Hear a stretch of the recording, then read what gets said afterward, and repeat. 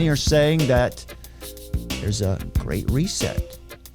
And people are saying this is yet another explosion in the controlled demolition of the United States and its position as a global superpower.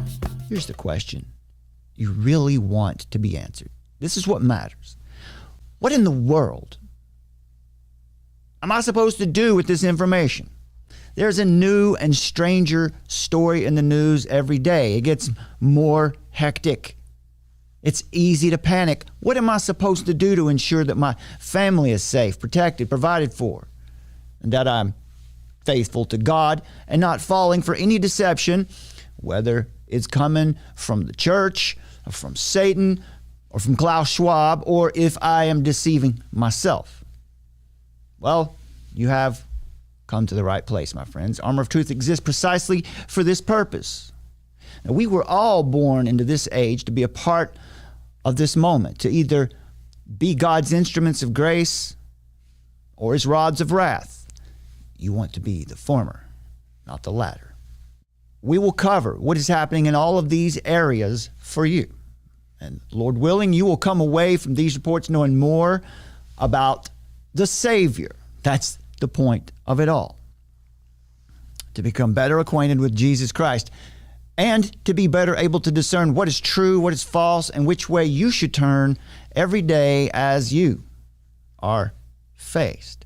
Every day with an ever-changing world that is more confusing and deceptive than at any other time in history. These days, you cannot afford to guess, and you cannot afford to assume that just because someone says they're sincere and because they say all the right words, that they're not deceiving themselves, or a deceiver meant to attract and lead as many as possible away from the truth, like the Pied Piper, or like your adversary, Satan. The Pied Piper is a popular folk tale that originated in Germany in the Middle Ages. It's about a musician, a piper, who was hired to rid the town of its rat infestation. The piper played a magical tune on his pipe that lured the rats away from the town. But when the townspeople refused to pay him for his services, he retaliated by playing another tune.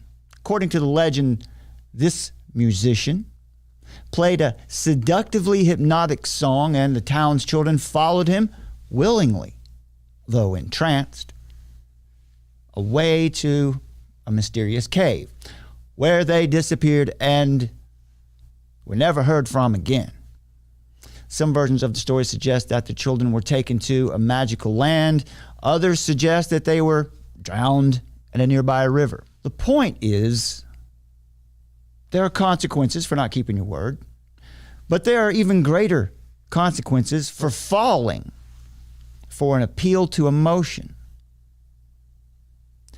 and for not calling things by the proper name, identifying that which is evil as evil and that which is good as good. And what we want to do here at Armor of Truth is help you to discern, asking the right questions.